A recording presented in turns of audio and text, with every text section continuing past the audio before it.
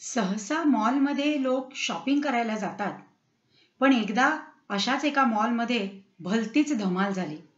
काय ते ऐकूया. मॉलमध्ये धमाल या कथेत लेखिका माधवी कुंटे.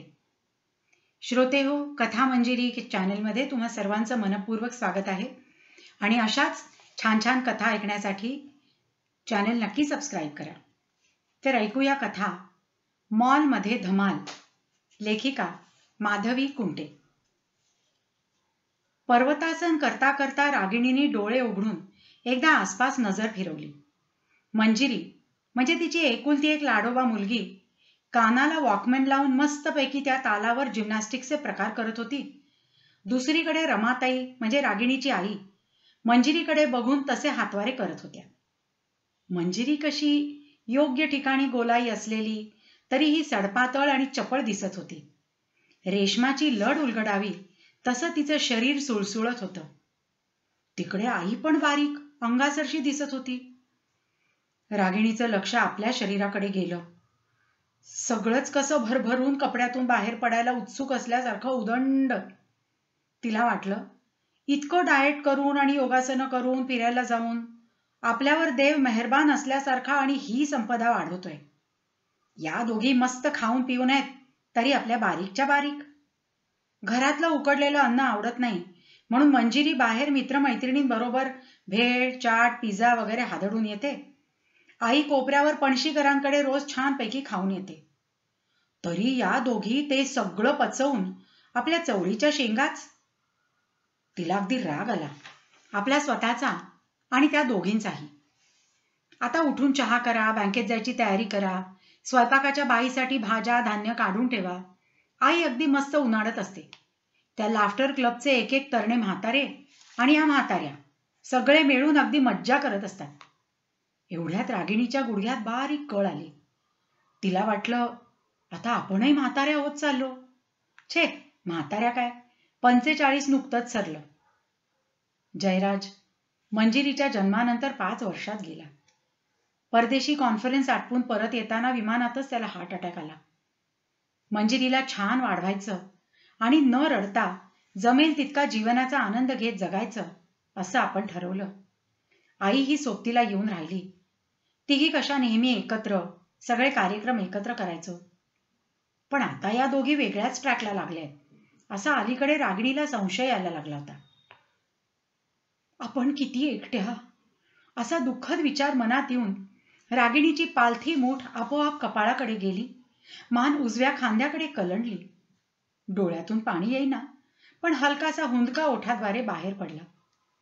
आपलं नाचणं थांबून मंजिरी म्हणाली, हे मॉम, उगाच TQ पणा करू नको हा. आत्ता अगदी मोगले आझम मधुबाला टाईप कपाळावर हात ठेवून तू उचकी दिलीस. बिचाऱ्या मधुबालेला तिकडे स्वर्गात कॉम्प्लेक्स व्हायचा. रमाबाई बसल्या जागी हातवारे करून नाचणं थांबवत म्हणाल्या, म्हणजे ही TQ म्हणजे काय ग? आजे, my dear sweet granny, TQ म्हणजे ट्रॅजेडी क्वीन. रागिणीची कपाळावरची मूठ झटकन खाली आली. ती कपाळावर आठ्या घालत म्हणाली, मंजिरी, मराठीत बोल, मराठीत बोल. किती इंग्रजी शब्द वापरतेस? काय म्हणावं तुम्हा मुलींना? सगळ्या सटव्या बुश नाही तर ब्लेअरच्या घरात जन्माला आल्यासारख्या फाड फाड इंग्रजी बोलतात. लगेच रमाताई नातीची कड घेत म्हणाल्या, Ragini, don't be a boring TQ. What's wrong in talking in English? आता रमाताईंनी इंग्रजी फाडायला सुरुवात केल्यावर रागिणीने कपाळावर हात मारला आणि मग डोळे मिटून कपालभाती करायला लागली. रमाताई म्हणाल्या, रागाची वाफ बाहेर काढायला असं फुसफुस करण्याऐवजी फाड फाड बोललीस तरी हरकत नाही. रागिणीने चिडून डोळे उघडले. ती रमाताईंना काहीतरी बोलणार एवढ्यात मंजिरी म्हणाली, मॉम, आय नीड सम बक्स. बास, आपलं संभाषण एवढ्या पुरतंच उरलंय. सकाळी उठून तू मला म्हणायचं, मदर गिव्ह मी मनी. मी पर्स उघडून 2 500 दिले की काही दिवसांचा सुसंवादाचा आपला भाग संपला. रमाताई मंजिरीला म्हणाल्या, म्हणजे अगं नसतील तिच्याजवळ पैसे. या महिन्यात तिने 2 साड्या आणि सँडल्स नाही का घेतले? शिवाय बँकेत कोणीतरी मेकअप किट का काय ते आणलं होतं विकायला, तेही घेतलं. तुला पैसे हवे असतील तर माझ्या पेन्शनमधून देते हो. रागिणीने वैतागून आई पुढे साष्टांग नमस्कार घातला. रमाताई म्हणाल्या, सुखी रहा, चिडचिड कमी होऊ दे. रागिणी आ वासून बघत राहिली. रमाताई म्हणाल्या, बघतेस काय, हल्ली तू नमस्कार क्वचितच करतेस. आज केलास म्हणून आशीर्वाद द्यायचा चान्स घेतला साधून. काय बोलणाऱ्या आई पुढे, अशा अर्थी कोपरापासून हात जोडत रागिणी उठली. तेवढ्यात मंजिरी म्हणाली, मॉम, आज मला यायला उशीर होईल. आम्ही सगळे मिळून चित्रकला प्रदर्शन अवलोकनार्थ जाणार आहोत. मग समुद्रावर रखडणार आहोत. बघ बघ, शुद्ध मराठीत बोलतेय. रागिणी रोखून बघत म्हणाली, सगळे म्हणजे कोण? मंजिरी म्हणाली, सगळे म्हणजे आम्ही सगळे. तेवढ्यात तिच्या मोबाईलवर मेसेज आला. उचकी लागल्यासारखं टिक वाजल्यावर तिने सेलफोनवर मेसेज वाचला. तिचा चेहरा लालसर झाला. तिने भराभर तो मेसेज डिलीट करण्यासाठी तातडीने काही बटणं दाबली. रागिणीची शंका आणखीनच बळावली. हल्ली दिवसाआड कार्टी उशिरा येत होती. आल्यावर जेवत नव्हती, म्हणजे बाहेरच खाऊन येत असणार. आली की आपल्याच धुंदीत असल्यासारखी बसते, मधून उगीच हसते. काही भानगड केली नाही म्हणजे मिळवली. रागिणी म्हणाली, म्हणजे MA चा आणि पब्लिक सर्व्हिस कमिशनच्या परीक्षांचा अभ्यास असा दुहेरी अभ्यास आहे. आठवण ठेवा म्हणजे झालं. माहित आहे ग, चांगले मार्क्स मिळाले म्हणजे झालं ना. असं बोलून तिने आपले केस वर क्लिपमध्ये अडकवले. आता ही तासभर बाथरूम अडवणार हे लक्षात आल्यावर रागिणी घाईघाईने आंघोळीला पळाली. तिची लगबग बघून तिच्या पळण्याला पार्श्वसंगीत दिल्यासारखी मंजिरी म्हणाली,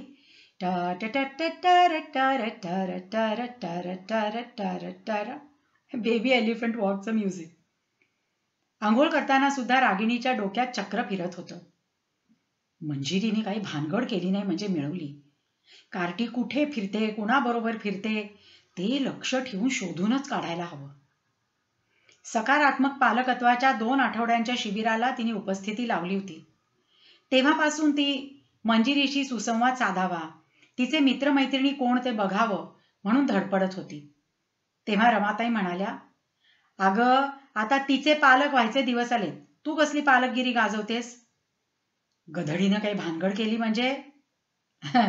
भानगड होऊ नये म्हणून काय करायचं ते हल्ली पोरींना बेस्ट ठाऊक असतं. तुमच्या आमच्या काळात अकला नव्हत्या ग.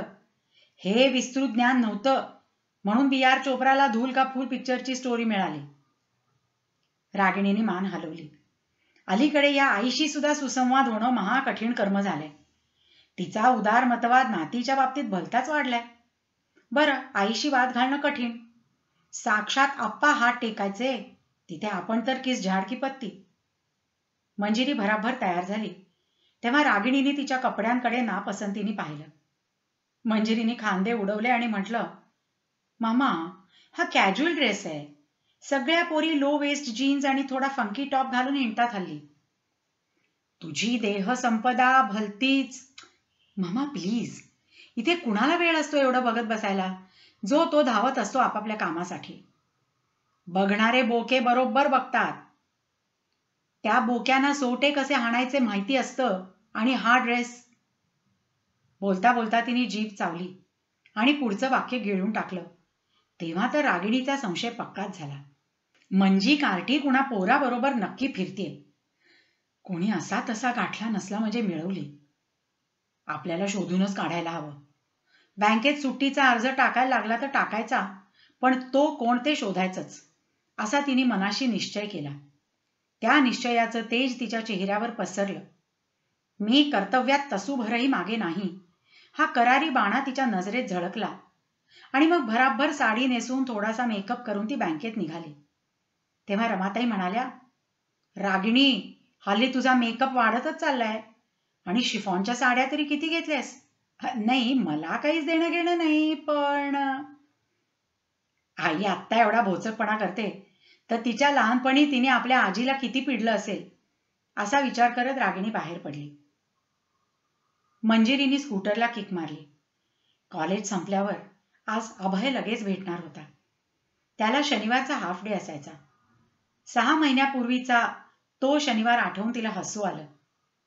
ती घाईघाईने स्कूटर पार्क केली होती तिकडे निघाली, तेव्हा तोही समोरून घाईनेच येत होता. तिच्याकडे बघत तो तिच्या स्कूटरला धरून उभा राहिला. ती म्हणाली, अहो, तुम्ही कुणाच्या स्कूटरला टेकून उभे आहात? कुणाच्या म्हणजे माझ्या. नीट दिसतंय का? कुठे बघतात? छान दिसतंय की, तुमच्याकडेच तर बघतोय. हो ना, मग एक नजर स्कूटरकडेही टाका. ती माझी स्कूटर आहे. छे, माझी आहे. मी इथे पार्क केली होती. हे बघा मिस्टर एक्स, जरा स्कूटरकडे बघा. पार्किंगच्या जागेवर इथे तुमचं नाव लिहिलंय का? स्कूटर चेक करा, स्कूटर. त्याने स्कूटरकडे बघितलं आणि तो ओशाळलाच. सॉरी, ही शेजारची स्कूटर माझी आहे. पण तुम्ही एक नोटीस केलं का मिस वाय? आपल्या स्कूटर्स हुबेहूब सारख्या आहेत. तिने स्कूटरकडे बघितलं. खरंच अगदी सारख्या होत्या. पण तिच्या डोक्यात मिस वाय खदखदायला लागलं. हा मिस वायचा काय फंड आहे? काही नाही, तुम्ही मला एक्स म्हटलत, आता पुन्हा मी तुम्हाला एक्स कसं म्हणू? तुमची वेगळी ओळख नको का? तिला हसू आलं. ती म्हणाली, मी मंजिरी, शेजारच्या गल्लीतल्या कॉलेजमध्ये MA करते. तो म्हणाला, मी अभय, समोर सॉफ्ट सिस्टीम्स कंपनीत सॉफ्टवेअर इंजिनियर आहे.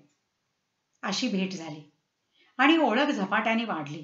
ती दोघं प्रेमात पडल्यावर काही लोक मात्र भलतेच खुश झाले. चणेवाला भैया, गजरेवाला विठू, कणसं विकणारा देवा आणि जवळच्या उडपीतले सगळे वेटर्स, सगळ्यांना या गिरायकांकडून घसघशीत पैसे मिळायला लागले. दोघांकडे बोलायला भरपूर विषय होतेच. पण कधी कधी न बोलता नुसतं एकमेकांशेजारी बसणं म्हणजे सुद्धा खूप काही सांगण्यासारखं होतं. तरीही कॉफी शॉपमध्ये तास-तासभर बसता येत नव्हतं. म्हणून एक दिवस अभयने अशीच शनिवारी 4-4:30च्या सुमाराला स्कूटर जुहूकडे वळवली. दोघं जण जराशी सावली बघून बसले.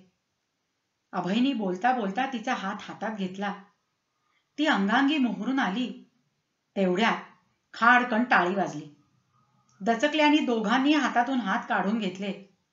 समोर झिरझिरीत नायलॉनची साडी नेसलेली, केसांचं विरळपण टकलात रूपांतरित होत असलेली, खड्यांचे दागिने घातलेली ती उभी होती.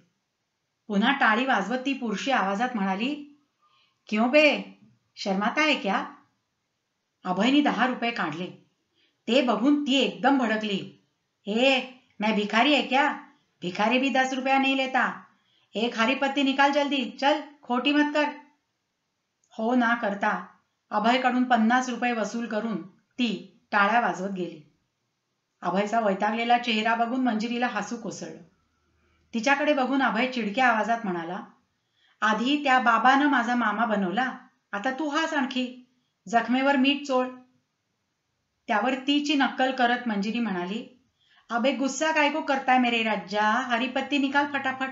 चल, भेल खाएंगे, कोल्ड ड्रिंक पिएंगे, ऐश करेंगे और क्या. हा प्रकार घडल्यावर पुढच्या शनिवारी त्यांनी आरे मिल कॉलनीच्या बाजूला शांत झाडीतून फिरायचं ठरवलं. दोघा जणांना तिथला सुखद निसर्ग गारवा, सगळं मुंबईच्या घाई घाम घासुगिरीमध्ये वाळवंटातल्या ओएसिस सारखं वाटलं. आज अभयने थेट मंजिरीच्या खांद्यावर हात टाकला. तिनेही आपला हात उंचावून तो धरला. त्याला बरं वाटलं. तिच्या कानात तो म्हणाला, मंजू, हां? छे बुवा, मला काहीतरी सांगायचंय पण नाही सांगतायत. काय रे? की आय लव्ह यू. काय म्हणालास? अरेच्चा, मी कमिट केलं की. तू अजून काही बोललीच नाहीस. तुझ्या प्रेमात पडायचं की नाही याचा विचार मी अजून केला नाहीये, मंजिरी म्हणाली. मंजिरी बघ हां, मारीन. वा रे, मारशील बरं. मी ओरडीन नाही का? ओरड की, इथे कोण आहे? 4-2 पक्षी. मंजू जरा जोरात म्हणाली, नको रे, सोड ना. त्याने तिला आणखीनच जवळ घेतलं. इतक्यात कुठूनसा एक भैया अवतरला. त्याच्या मागोमाग आणखीन एक भैया आला. मग तिसरा एक टग्या आला. तो त्यांचा मोरक्या म्हणाला, क्या है रे साले, लड़की को छेड़ता है, मारता है क्या उसको? अरे नहीं, वो मेरी बायको है. बायको? काय की बायको? मंगलसूत्र है क्या? चल छोड़ उसको. ए प्रकाशवा, लड़की को ले ले इधर, पुलिस थाने देते हैं उसको. पिवळे मोठे दात काढत प्रकाशवा बाहेर सरसावत पुढे झाला. तेव्हा मात्र अभय सरसावला. त्यांची झुंपली. प्रकाशवा चांगलेच ठोसे मारत होता. पण नजरेच्या कोपऱ्यातून त्या भैयाला आपल्याकडे सरकताना पाहून मंजिरीने पर्समधून स्प्रे काढला आणि दोघांच्या डोळ्यांचा नेम धरून मारला. त्यांना ओरडताना ऐकून तो प्रकाशवार तिकडे वळला. तेवढ्यात अभयचा हात धरून मंजिरी पळत सुटली आणि समोरून फिरायला आलेल्या लोकांचा एक घोळका बघून तिने हुश्य केलं. अभयचा गाल 3 दिवस सुजलेला होता, पण तो मंजिरीला म्हणाला, आता येत्या शनिवारी आपण सरळ बँडस्टँडला जाऊ. नको रे बाबा. का? छान जागा आहे की. अरे तिथे शाळेची पोरं येतात आणि जोड्या बघून त्यांना बारीक बारीक दगड मारतात. मला शालूने, माझ्या मैत्रिणीने तिचा परवाच अनुभव सांगितला, त्यामुळे मी ती जागा बादच केली. मग एखाद्या देवळात जाऊया. सगळे म्हातारे म्हाताऱ्या एक कतारमध्ये उभे राहून आपल्याकडे लक्ष पुरवत राहतील. अगं मग जायचं कुठे? Hanging garden? हँगिंग गार्डन काय? इथे काय जितेंद्र मुमताजचा सिनेमा शूट करायचा आहे? हे बघ, मी छान जागा शोधून काढते आणि तुला कळवते. मंजिरीने त्याला आश्वासन दिलं आणि मग दुसऱ्याच दिवशी मैत्रिणीबरोबर पूर्व उपनगरातल्या शॉपिंग मॉलमध्ये खरेदी करताना तिच्या लक्षात आलं, जोडीने हातात हात घालून हिंडायला हे सेंट्रल रेल्वेचं उपनगर बरं आहे. हा मॉल मस्तच आहे. इथे खावं प्यावं, कट्ट्यावर बसावं, लोक आपल्यातच मग्न असतात. सुरक्षित ठिकाण आहे. मनात आलं तर मल्टिप्लेक्स जवळच आहे, एखादा सिनेमा बघावा. या सगळ्या प्लस पॉइंट्सची तिने अभयशी विस्तृत चर्चा केली आणि आज सांगितलंही की उशीर होईल वगैरे. ती निघणार एवढ्यात अभयचा फोन आला. ती फोनवर अगदी हळू आवाजात बोलायला लागल्यावर रागिणीने कान टवकारले. सेलफोन घेऊन मंजिरी खिडकीपाशी गेली तेव्हा कटका मारण्याचं निमित्त करून रागिणी मांजरीच्या पावलांनी तिथे गेली. मंजिरी चोरट्या आवाजात म्हणाली, अभय, तू इकडे येऊ शकत नसलास तर 5ला डायरेक्ट लॅब मॉलवरच भेट ना. अरे एंट्रन्सला मॅकडॉनल्डचा जॉईंट आहे, त्याच्या समोरच मी उभी राहते. नेमकं आजच कसं रे तुझं जादा काम निघालं? सांगता येत नाही का बॉसला? अभय, ते 2 बॉसचे पीजेस नको. नाही नाही, मी स्कूटर घेऊन नाही येत. फोन बंद करून ती मागे वळली तेव्हा रागिणी चोर पावलांनी स्वयंपाकघरात शिरताना तिने बघितली, पण अभयच्या विचारात असल्याने त्या गोष्टीची स्फोटकता तिच्या डोक्यात शिरली नाही. दर शनिवार रविवारी अभय उशिरा यायला लागला होता, त्यामुळे विश्वासरावांना काळजी वाटायला लागली होती. ते मनाशी म्हणायचे, चांगला 25 वर्षाचा घोडा झालाय. लताच्या पश्चात इतके दिवस त्याला सांभाळला, आता नोकरीही चांगली लागली. उगाच या त्या मुलीच्या जाळ्यात अडकण्याऐवजी लवकर लग्न लावून द्यायला हवं. आपल्या मनात घोळणारा हा विचार अगदी स्पष्टपणे त्यांना पहिल्यांदा जाणवला तेव्हा त्यांना गंमतच वाटली. माझ्या सोन्याला अजून काही म्हटल्या काही कळत नाही, असं एखाद्या 25-30 वर्षाच्या मुलाच्या आईला वाटावं तसं आपल्याला वाटतंय ते कितपत बरोबर आहे? त्याला जर एखादी मुलगी आवडली असेल, तिच्या प्रेमात तो अगदी तोंडघशी आपटला असेल तरी बरं.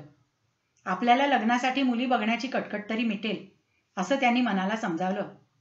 पण कोण मुलगी असेल, कशी असेल, फसवायची तर नाही ना, अशा शंका मनात येत राहिल्या. आणि परवा तो आंघोळीला गेला असताना ती कोण पोरगी, तिचा याच्या सेलफोनवर मेसेज, त्या नव्या मॉलमध्ये भेटायचंय संध्याकाळी 5 वाजता. अभयला हुकूमच केलाय. हा गधडा पुरुषासारखा पुरुष भेटायला यानं बोलवायचं की तिच्या सांगण्याप्रमाणे खाली मान घालून तिला भेटायला जायचं? कोण मंजू का अंजू आहे कोणास ठाऊक. विश्वासरावांनी ठरवलं की 4:45 वाजताच मॉलच्या प्रवेशद्वाराशी उभं राहायचं. कोण पोरगी आहे बघूया तरी. विश्वासराव, शेंडी तुटो की पारंबी तुटो, सोक्षमोक्ष लावायचाच. या आवेशात खरंच 4:45 वाजता त्या मॉल जवळ आले आणि इकडे तिकडे बघत उभे राहिले. तरुण मुलींचे पोशाख बघून एरवी त्यांना काहीच वाटायचं नाही, पण आता त्यांचं लक्ष जात होतं. खांद्यावर फक्त बारीक नाड्या असलेला टॉप, घट्ट जीन्स, 3/4 पाय झाकणाऱ्या विजारी. अभयने यातलीच एखादी गाठली की काय? मुलं मुली अगदी मजेत एकमेकांच्या खांद्यावर हात टाकून फिरत होते. आईस्क्रीमच्या एका कोनमधून एकमेकांचं उष्ट बिंदास खात होते. सारखे सेलफोन कानाला लावून चिलबिल, ओ नो, हे भग्गू, तू आईन्स्टाईनला आणू नकोस वगैरे अनाकलनीय भाषेत एकमेकांशी बोलत होते. यातच आपली भावी सून असेल का, या विचाराने विश्वासराव हैराण झाले होते. त्यांनी थोडंसं तोंड वळवलं. समोर पूर्ण काचेची भिंत असलेल्या मॅकडॉनल्ड्समध्ये मंजिरी आणि अभय बसले होते. अभयला विश्वासराव दिसले. त्याचा विश्वासच बसेना. बाबा इकडे कुणीकडे? नक्की बाबाच आहेत. एव्हाना मंजिरी कोक आणि बर्गर घेऊन आली होती, पण तो बाहेरच बघत होता. ती म्हणाली, ए अभय, दुसरी कुणी पोरगी डोळे भरून बघायला लागलास ना तर इथेच्या इथे तमाशा करीन. अगं भये, पोरगी नाही, माझा जन्मदाता समोर दिसतोय. इथून आपल्याला धावायला लागणार. काय रे, घाबरतोस काय? कधीतरी त्यांना माझ्यासकट तोंड दाखवायला लागणारच आहे ना. अगं पण अजून 2 वर्ष लग्न करायचं नाही म्हणतेस, ते त्यांना पटायचं नाही. थोडे दिवस मध्ये गेलेले बरे, नाही तर भलताच लोचा होईल. त्यात काय मोठंसं, मी त्यांना. बोलता बोलता तिचे शब्द तसेच राहिले, तोंडही मिटेना. अभय म्हणाला, काय ग, भूत पाहिल्यासारखी काय दिसतेस? अरे भूत कसलं, त्या रिक्षातून दस्तूर खुद्द मातोश्री रागिणी देवी उतरतायत. उठ उठ उठ उठ उठ, दुसऱ्या एखाद्या दुकानात गडप हो. आता का, आता का घाबरतेस काय? कधीतरी त्यांना माझ्यासकट तोंड दाखवावं लागणारच आहे ना. अभय, अभय, अरे प्लीज, आणीबाणीचा प्रसंग आहे, भांडतोस कसला? आता गनिमी काव्यानं या दोघांना चकमा द्यायला हवा. अरे तो जुहूवरचा हिजडा किंवा ते भय्ये परके होते. इथे स्वकीयांशी मुठभेड आहे. शिवशाहिरांचा एखादा कार्यक्रम नुकताच पाहिलाच वाटतं. अभय चल लवकर, शेजारच्या $1 शॉपमध्ये फिरू. चल चल, नाहीतर डिपार्टमेंटल स्टोअरमध्ये भरपूर स्पेस आहे, तिकडे फिरूया. तिने त्याचा हात धरून त्याला ओढलंच. कोक तसाच टाकून बर्गर हातात घेऊन दोघं निघाले. मग लक्षात आल्यासारखी मंजिरी मागे आली आणि कोकचेही प्याले उचलून निघाली. तिथून दोघं $1 शॉपमध्ये शिरले. रागिणी रिक्षाचे पैसे चुकवून इकडे तिकडे बघत राहिली, मग पलीकडे सरकली. हळूहळू ती आणि विश्वासराव जवळ शेजारीच येऊन उभे राहिले. एकमेकांकडे नजर जाताच दोघं अस्वस्थ व्हायचे. शेवटी रागिणी धीर करून म्हणाली, तुम्ही कुणाची वाट बघताय का? हो, माझा मुलगा 5 वाजता यायचा होता. तुम्ही कुणाला शोधतात? माझीही मुलगी यायची होती, मला थोडा उशीरच झाला, म्हणून वाटतंय की चुकामुक झाली असावी. आता कदाचित बाहेर पडताना दिसेल म्हणून वाट बघते. अहो, या एवढ्या मोठ्या मॉलमधून फिरून दुसरीकडून कुठून बाहेर पडली म्हणजे कसं समजणार? तेही खरंच म्हणा. परत जावं की काय? आता आलाच आहात तर मॉल हिंडून बघा. कदाचित एखाद्या दुकानात तुमची आणि तुमच्या लेकीची गाठ पडेलही. काय आहे, खरेदी करणाऱ्या 5-6 मुली इतक्या गप्पा मारत उत्साहात फिरत असतात की त्यांचा घोळका एकदम लक्षात येतो. तसं नाही. रागिणी अस्वस्थ झाली. या परक्या माणसाला काय सांगावं? विश्वासराव सहजपणे म्हणाले, खरं सांगायचं तर माझा मुलगा एका मुलीबरोबर येणार आहे आणि तो ज्या मुलीबरोबर फिरतोय ती कशी आहे ते बघावं या विचाराने मी इथे आलोय. आपल्यासारखाच हा माणूस दिसतोय, तशीच काळजी वाटते त्याला. असा समदुःखी माणूस भेटल्याने रागिणी उत्स्फूर्तपणे बोलून गेली, अहो हो ना, मीही याच विवंचनेत आहे. ही कुणाबरोबर फिरतेय कुणास ठाऊक. फोनवरून इथे यायचं त्यांचं ठरलेलं. खरं बोलायचं तर मी चोरूनच ऐकलं. काय करणार, मुलीवर लक्ष ठेवायलाच हवं ना. रागिणी हे बोलली आणि विश्वासरावांच्या डोळ्यात एकदम कसलं तरी भान आलं. आपल्या दोघांची मुलं तर एकत्र हिंडत नाही आहेत ना. रागिणीच्या मनातही तेच आलं. एकाच वेळी दोघांनी चमकून एकमेकांकडे पाहिलं. विश्वासराव म्हणाले, मंजू असं काहीतरी निसटतं नाव मी ऐकलंय. माझी मुलगी मंजिरी, तिला कदाचित तो, तिच्या तोंडून अभ्या की असं काहीतरी. रागिणीचं वाक्य पुरं व्हायच्या आतच विश्वासराव म्हणाले, माझ्या मुलाचं नाव अभय, ती कदाचित त्याला. असं करता का मॅडम? चला आपण मॉल हिंडून बघू आणि आपलं मिशन म्हणजे मुलांचा माग काढण्याचं मिशन त्यांना न सांगता चालू ठेवायचं. रागिणी आणि विश्वास 2 शॉप सोडून मोठ्या डिपार्टमेंटल स्टोअरमध्ये शिरले. नेमके ते आत शिरताना बाहेर पडायच्या बेतात असलेल्या अभय मंजिरीला दिसले. त्याबरोबर दोघंही एकदमच बाजूच्या भाजी विभागात घुसले.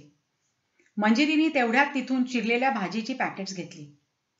ती दोघं म्हणजे दोघांचे मातोश्री पिताश्री नजरेआड झाल्यावर मंजिरी अभय सटकले आणि जवळच असलेल्या मल्टिप्लेक्स थिएटरमध्ये इंग्लिश सिनेमा लागला होता तिथे घुसले. गप्पा मारता येणार नाही, पण निवांत एकमेकांजवळ तर बसता येईल अशी मनाची समजूत घालून बिचारे सिनेमा थिएटरमध्ये बसले आणि दोघांनी एकदमच सुटकेचा श्वास सोडला. रागिणी आणि विश्वासराव मॉलमधून फिरताना एन्जॉय करू लागले. त्यांच्या गप्पाही खूपच रंगल्या. एकंदर आपापल्या पोरांना एक हाती वाढवताना काय अडचणी आल्या ते आपसात बोलताना एकमेकांबद्दल त्याने किती सहन केलं, हिने किती सहन केलं, अशी सहनशीलतेची भावना वाढीला लागली. बाहेर विश्वासरावांनी कॉर्न घेतलं आणि दोघांनी जवळच्या झाडाभोवतीच्या कट्ट्यावर बसून खाल्लं. तेव्हा तर त्या दोघांना एकदम तरुण झाल्यासारखं वाटायला लागलं. रागिणीने बाजूच्या एका दुकानातून पंजाबी ड्रेस घेतला. सेल चालू होता. ट्रिपसाठी म्हणून तिला ड्रेस घ्यायचाच होता. विश्वासरावांनी मरून कलरचा टी शर्ट घेतला. ते रागिणीला सहजच म्हणाले, तुमची पर्सनॅलिटी चांगली इम्प्रेसिव्ह आहे. पंजाबी ड्रेस तुम्हाला शोभून दिसेल. रागिणीला त्या वाक्याचा मनापासून आनंद झाला. आपण फारच जाड्या झालोत अशी टोचणी तिला लागली होती ती धुवून निघाली. दोघांनी परत निघताना टेलिफोन नंबरची देवाणघेवाण केली आणि विश्वासरावांनी रागिणीला थेट घरापर्यंत सोडलं. त्या दिवशी मंजिरी वैतागूनच घरी आली. पण तिने आल्या आल्या आईला म्हटलं, हे मॉम, बघ तुझ्याकरता चिरलेली भाजी आणली. बोलता बोलता तिने ते पाकिट डायनिंग टेबलवर ठेवलं तर तिथे तसलंच एक पाकिट अगोदरच होतं. मनातल्या मनात तिने कपाळावर हात मारला. हिने त्या मॉलमध्ये आईस्पाईस खरेदी केलेली दिसतीये. पलीकडे 2-3 फॅन्सी पिशव्या होत्या. त्यातले ड्रेसेस बघून तर तिचे डोळेच विस्फारले. रागिणी भलत्याच मस्त मूडमध्ये होती. छान गाणं गुणगुणत पोळ्या लाटत होती. रमाताई जरा आश्चर्याने तिच्याकडे बघत होत्या आणि मंजिरीच्या मनात एक संशय घुटमळत होता. तो मॉल म्हणजे ममाचा मीटिंग पॉइंट आहे की काय? कुणीतरी मित्र? त्या आठवड्यादरम्यान रागिणी फोनवर बराच वेळ तासनतास कुणाशी तरी बोलताना ऐकून रमाताईंना वाटलं, ही कार्टी रागिणी या वयात कुणाच्या प्रेमात बिमात पडली की काय? हिच्यावर जरा नजरच ठेवायला हवी. बँकेतल्या मैत्रिणीकडे कार्यक्रम आहे, दुसऱ्या मैत्रिणीच्या नंदेचं लग्न ठरतंय, तिच्याबरोबर शॉपिंगला जायचंय वगैरे कारणं सांगून रागिणी सलग 2-3 दिवस उशिरा येत होती. विश्वासरावांनी तिला सांगितलं होतं की आपली मुलं त्याच मॉलमध्ये परत एकत्र येणार आहेत, आपणही जाऊ. पण एंट्रन्सच्या 2 लांबच्या टोकांपैकी एका टोकाला तुम्ही उभ्या राहा, एका टोकाला मी उभा राहतो. म्हणजे आपण एकत्र आलोय आणि त्यांचा माग काढतो आहोत हे त्यांना समजता कामा नये. रागिणी म्हणाली, ओके, शनिवारी संध्याकाळी ठीक 4:45 वाजता मी तिथे येतेच. रागिणीने फोन ठेवला आणि ती वळली तेव्हा रमाताई मांजरीच्या पावलाने आत जाताना दिसल्या. पण विश्वासरावांना भेटायच्या कल्पनेने ती उत्तेजित झाली होती. घरी लवकर येऊन ती पंजाबी ड्रेस घालणार होती. मैत्रिणीकडे एरोबिक्ससाठी जातीये अशी रमाताईंना थाप मारणार होती. त्यामुळे रमाताईंना आत जाताना बघूनही त्या घटनेतली स्फोटकता तिच्या लक्षात आली नाही. शनिवारी 4:30ला रमाताई एकट्याच मॉलच्या तोंडाशी आल्या. आपल्याला कुणी ओळखू नये म्हणून रमाताईंनी मोठा गॉगल डोळ्याला लावला. उभं राहून पाय दुखतील म्हणून त्या इकडे तिकडे बघू लागल्या. मॅकडॉनल्ड्सच्या पुढच्या काचेच्या भिंतीकडे लक्ष गेल्यावर त्यांच्या लक्षात आलं की इथून चांगली नजर ठेवता येईल. त्या मॅकडॉनल्ड्समध्ये आल्या. तिथल्या मॅनेजरला आजीचं फारच कौतुक वाटलं. तिथलं उत्कृष्ट काय ते हवंय असं रमाताईंनी म्हटल्यावर त्यांनी बर्गर, फ्रेंच फ्राईज आणि कोकचा ग्लास असं साग्र संगीत त्यांच्यासमोर मांडलं. बर्गर त्यांना फारच चवदार वाटला. पुन्हा मॅकडॉनल्ड्समध्ये यायचंच असं ठरवून त्या बर्गर चवीचवीनी खात काचेबाहेर बघू लागल्या. एका गाडीतून छान जोडपं उतरलेलं बघून रमाताईंना प्रसन्न वाटलं. त्यांनी जरा निरखून पाहिलं आणि त्यांचं तोंड जवळजवळ उघडच पडलं. सुंदर पंजाबी ड्रेस घातलेली ती रागिणीच होती. एवढे आपले डोळे आपल्याला फसवायचे नाहीत. आणि तो मरून टी शर्टवाला पुरुष म्हणजे छानच माणूस आहे म्हणा. चेहरा सौम्य दिसतोय. गाडीतून आलाय म्हणजे पैसा व्यवस्थित बाळगून असेल. रागिणीला शोभून दिसतोय. क्षणभर त्यांच्या गळ्याशी आवंढा आला. त्यांना आपल्या पहिल्या जावयाची, मंजिरीच्या वडिलांची आठवण झाली. मग वाटलं, या माणसाची नीट चौकशी करायला हवी. 45चं वय म्हणजे भलतंच निसरड वय. रागिणीने उगाच भलती दोंड गळ्यात बांधून घेतली तर? आपण घरी लवकर जायचं. हा जो हिरो रागिणीला हिंडवतोय तो तिला घरी सोडायला येईलच. तेव्हा त्याला सरळ आत बोलवायचं आणि सगळी चौकशी करायची. त्या चौकशीची शहानिशा करायला भजनी मंडळाच्या डिटेक्टिव्ह बायका पाठलागावर लावायच्या. या विचाराने रमाताई उत्तेजित झाल्या. इतक्यात त्यांना एका स्कूटरवरून एक तरुण जोडपं उतरताना दिसलं आणि कोक पिता पिता त्यांना ठसकाच लागला. ती स्लीवलेस मोठ्या गळ्याचा रंगीबेरंगी ब्लाऊज आणि टाईट स्कर्ट घातलेली मंजिरीच होती आणि त्या देखण्या मुलांनी चक्क तिच्या कमरेत हात घातला होता. कसे अगदी धर्मेंद्र हेमामालिनीसारखे दिसत होते. आपल्या नातीवरून हात ओवाळून त्यांना कानशिलावरून बोट मोडावीशी वाटली. मंजिरी आणि अभय हातात हात घालून पुढे निघाले तशी थोडं अंतर ठेवून चालणारे विश्वासराव आणि रागिणीही मागोमाग निघाले.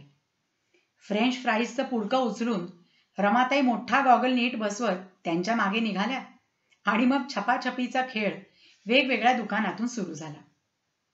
एकमेकांना बघू नये पण आपल्याला तर त्यांच्यावर नजर ठेवता यायला हवी अशा डावपेचांचे रंग चढू लागले. मध्ये तर डिपार्टमेंटल स्टोअरच्या 2 लेन्समध्ये 2 जोडपी आणि टोकाला उभ्या असलेल्या रमाताई दोघांवर नजर ठेवून उभ्या असताना एका आजोबांनी त्यांना विचारलं, तुम्ही काही वस्तू शोधतायत का? मी इथे नेहमी खरेदीला येतो. मला विचारलं तर मी सांगतो. रमाताई हसून म्हणाल्या, नाही, मी माझ्या नातीची वाट बघतेय. ती खरेदी करत हिंडते. आपल्याला हिंडवत नाही ना या वयात. आजोबा सहानुभूतीने म्हणाले, खरंय तुमचं. तुम्हाला गुडघेदुखीचा त्रास असला तर हमखास गुण येणारं एक औषध सांगतो. इकडे आजीला एका आजोबांबरोबर दिलखुलास गप्पा मारताना बघून मंजिरी थबकलीच. आजीला पण बॉयफ्रेंड आहे की काय? ती बघतीये तिकडे नजर जाताच अभयला हसू आलं. तो म्हणाला, मॉलमध्ये सगळ्या वयाचे प्रेमिक हिंडताना दिसतायत. हे अभ्या प्रेमिक काय? ती माझी आजी म्हणजे मातोश्रींची तीर्थरूप मातोश्री आहे. ओ गॉड, आजी पण आपल्या मागावर आली का? म्हणजे चल पळूया.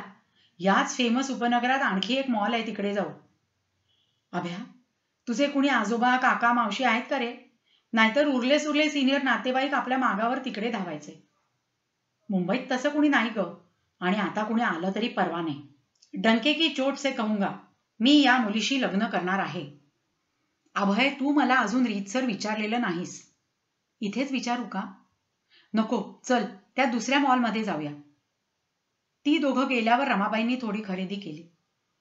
रागिणी आणि विश्वासरावांवर त्या नजर ठेवून होत्याच. मध्येच दोघं कुठे गायब झाले दिसेनात. पण एक गोष्ट झाली, काउंटरवर पैसे चुकवताना त्यांना ते दोघं दिसले. विश्वासरावांनी पाकिट काढलं तेव्हा त्यातून त्यांचं एक कार्ड खाली पडलं. ते रमाताईंनी उचललं. आता दोघं गेली तरी रमाताईंना परवा नव्हती. या पत्त्यावरून त्यांच्या मैत्रिणी इत्तंभूत माहिती काढू शकणार होत्या. पुढच्या शनिवारी विश्वासराव आणि रागिणी मॉलमध्ये भेटले तेव्हा रागिणीला वाटलं की रमाताईंसारखी कुणीतरी तिकडून गेली असावी. तिने मान झटकली. काहीतरी भाज. आई कशाला इकडे येते? आपण निघालो तेव्हा आरामात टीव्ही बघत होती.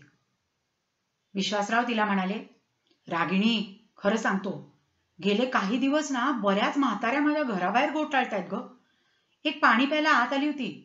आमच्या स्वयंपाकाच्या बाईंनी दिलं म्हणा पाणी, पण तिची बेरकी नजर घरभर फिरत होती. आणि परवा माझ्या असिस्टंटनी सांगितलं की एक म्हातारी तुमची बारकाईने खोदून चौकशी करत होती सर. आणि मग त्यांनी माझ्याकडे संशयाने बघितलं, जणू मी काही गुन्हाच केला होता. मग आमच्या शेजारही एका म्हाताऱ्या बाईने माझी सगळी चौकशी केली. तेव्हा शेजारचे पोतदार म्हणाले, काय विश्वासराव, पुन्हा बोल्यावर चढताय का? बोलता बोलता विश्वासराव थांबले आणि थोडे चपापले. रागिणी जवळ लग्नाचा प्रस्ताव कसा मांडावा त्यांना कळत नव्हतं. काही विचारलं तर ती गैरसमज करून घेणार नाही ना? त्यांना भीती वाटत होती. पण त्यांनी तिच्याकडे काही अपेक्षेने बघितल्यावर तिने लाजून मान खाली घातली आणि त्यांना जरा धीर आला. साधारणपणे 2-1 महिन्यांनी विश्वासरावांनी रागिणीला त्या सोसायटीच्या गेट बाहेर थोड्या लांब अंतरावर सोडलं. ते बराच वेळ रागिणीशी बोलत उभे राहिले. इतक्यात एक म्हातारी जवळ आली. तशी ते कुजबुजत्या स्वरात म्हणाले, रागिणी, बापरे, एक म्हातारी आता डायरेक्ट इथेच येते. रागिणी हसून म्हणाली, सिनियर सिटीजन्स म्हणजे फिमेल सिनियर सिटीजन्स मध्ये तुम्ही खूपच पॉप्युलर दिसताय. चिष्टा नको अगं रागिणी, बघ अगदी तुझ्या मागे. रागिणीने मागे वळून पाहिलं. रमाताईंना बघून तिचा आ वासला. आता विश्वासरावांशी तिची कशी ओळख करून द्यावी हे तिला समजेना. रमाताई म्हणाल्या, रागिणी, आंबलेल्या पिठासारखा चेहरा करू नकोस. मांजर चोरून डोळे मिटून दूध प्यालं तरी जगाचे डोळे मिटलेले नसतात म्हटलं. जा घरी जा. मंजिरी आणि अभय येतील. तुला बरं नाही असा मेसेज मंजिरीला मी माझ्या सेलफोनवरून पाठवलाय. आपला छोटुकला मोटोरोला दाखवत रमाताई म्हणाल्या. रागिणीला जीट यायचीच बाकी होती. रमाताई म्हणाल्या, जा कॉफी कर, मी खायला आणून ठेवलंय आणि बाईंकडून 5 माणसांचा स्वयंपाक करून ठेवलाय. विश्वासरावांनी रमाताईंना हात जोडत म्हटलं, आई थँक्यू, तुम्ही माझा स्वीकार करणार. त्यांचं बोलणं मध्येच तोडत रमाताई म्हणाल्या, जा आता जावई बुवा, मला मस्का मारू नका. तुम्हाला तुमच्या मुलांची परवानगी लागेल, त्यांना घेऊन येते मी. अभय स्कूटरवरून उतरला नाही. त्यांनी तसंच बाय म्हटलं. मंजिरी निघणार एवढ्यात रमाताई अचानक प्रकटल्यासारख्या येऊन म्हणाल्या, थांबा दोघं, अभय तू सुद्धा घरी चल. मंजिरी अभय दोघांचा आ वासला. रमाताई म्हणाल्या, तोंड मिटा, डास जातील आत. रागिणी मजेत आहे. ती अगदी छान आहे, बरं नाही असा खोटाच मेसेज पाठवला होता मी. ती आणि विश्वासराव तुमची घरात वाट बघतायत. दोघं जण रमाताईंच्या मागोमाग चोरासारखे वर निघाले तेव्हा मनात धाकधूक होतीच. दोघं निमूट सोफ्यावर बसले. रागिणी कॉफी घेऊन आली. विश्वासराव म्हणाले, अभय मंजिरी तुम्ही दोघांनी लग्न करायचं ठरवलंय का? दोघांनी निमूटपणे मान हलवली. रागिणी म्हणाली, मग मॉलमध्ये पळापळ करायची काय गरज होती? त्यामुळे आपलं घर बघा उगाचच मॉलमधल्या वस्तूंनी भरलंय. रमाताई म्हणाल्या, आता माझी पाळी आहे. विश्वास रागिणी तुम्ही लग्न करायचं ठरवलंय का? दोघांनी मान खाली घालत होकारार्थी उत्तर दिलं. मग मॉलमध्ये कशाला पळापळ केली? रमाताईंच्या या प्रश्नावर सगळे अवाक झाले. मंजिरी आणि अभय आलटून पालटून विश्वासरावांकडे आणि रागिणीकडे बघू लागले. शेवटी सगळ्यांनाच एकदम हसू आलं आणि सगळं घर त्या निखळ खळखळत्या हास्यात बुडून गेलं.